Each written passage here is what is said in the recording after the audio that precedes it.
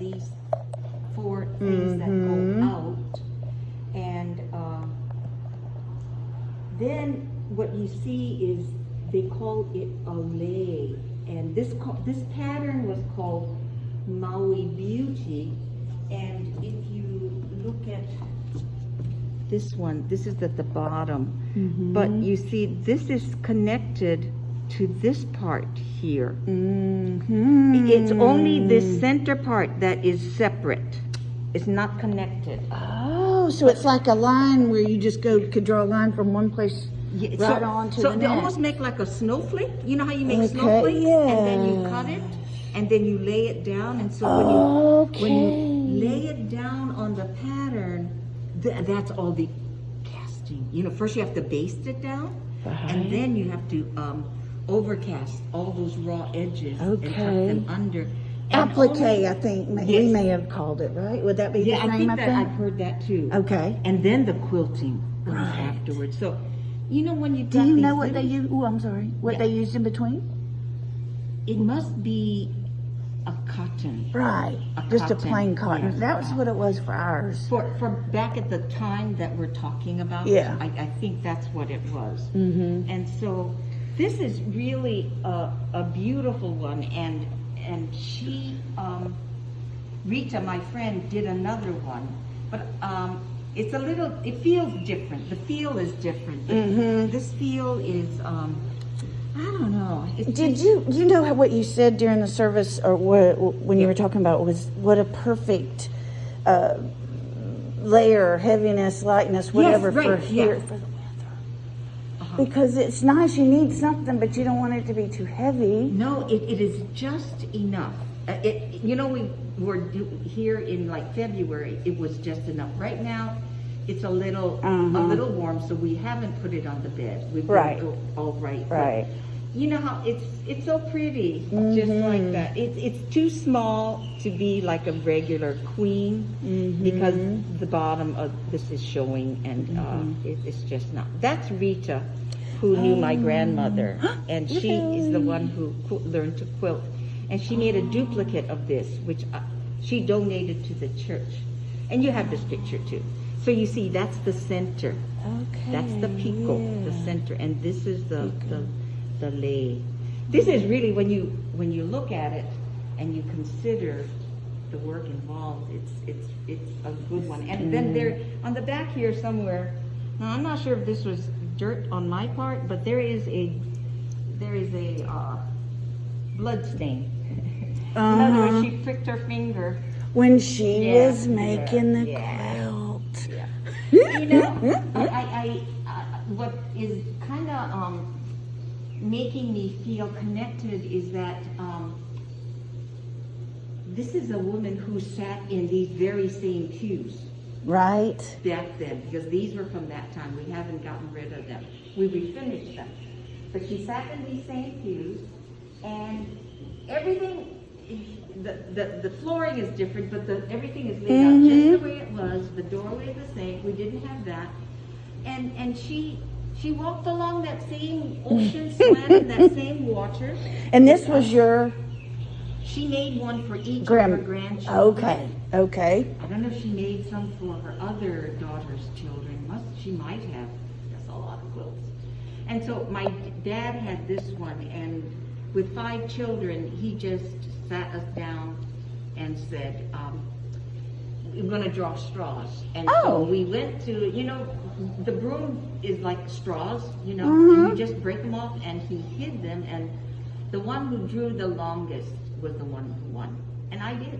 So. And you know what?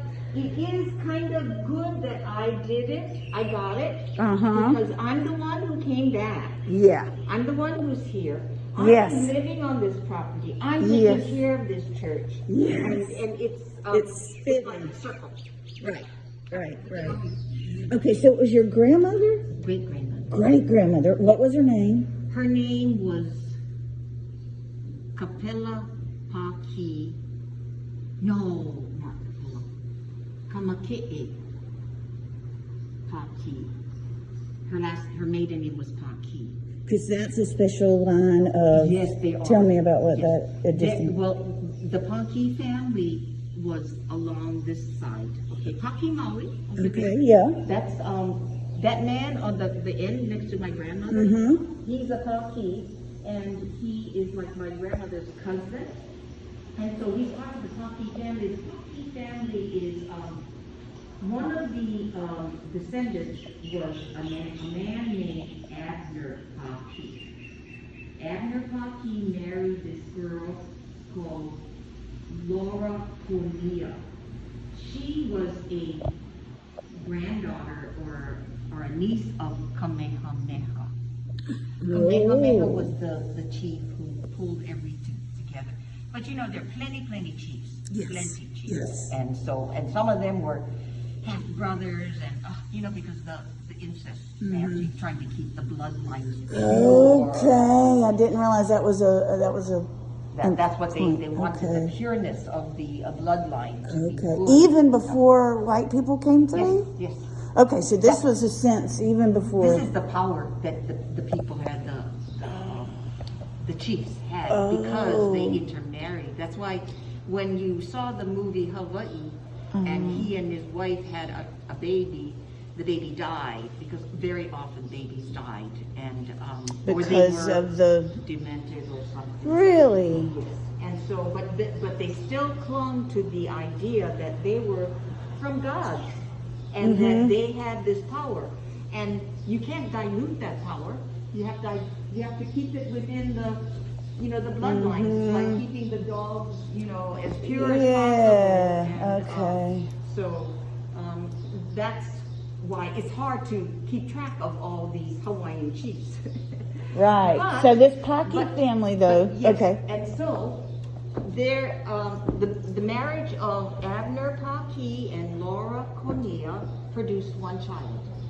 Her name was Bernice Pauahi Bishop, and she was the granddaughter of Kamehameha. And she was supposed to be in line to take over all the crown lands, say around the 1870s. Okay. She did not want that. But she had plenty land. She married a haole guy who came to the islands. His name was Charles Bishop. But the fact that their daughter was of royalty blood, now all her lands were vast. She owns quite a bit of land on Maui, Big Island, Oahu. Oh. Often, you know, the Royal Hawaiian Shopping Centers, not necessarily the Royal Hawaiian Hotel, but there's vast lands that, I mean, the kings and queens of Hawaii owned all the land. Nobody owned land. Okay. And only when they began to open up the land to the people, because the King Kamehameha III said, you know, our people, they need to have land. You know, they need to own their own land. Let's begin to share this with them. When that opened the doors, it opened the doors also for foreign interests to get land. And what happened is now the monetary system in the islands were always bartering. You either you gave fish, or you gave something from the mountains, wood. There were gourds. There were fish hooks, stone ads that you would make. But it was always a bartering system. It wasn't a dollar system, a Western dollar. And so people didn't know that now you had to register your land, and you had to pay taxes on that land. And if you didn't pay your taxes, you know, and the people didn't have the money. And of course not. They ended up selling it because they couldn't pay the taxes. This is all part of, and I don't mean this badly, this has not happened just in Hawaii. It has happened wherever Great Britain, America, Spain, Germany, France, it's called colonialism. Right. When they go into a place, they take away their language, and they seem benevolent, but in time, when their language is broken, is taken away, and all their traditions are getting lost, they have no say in what is happening. So, yeah, I can get high on that too. I can, it's something that I've really read a lot about, and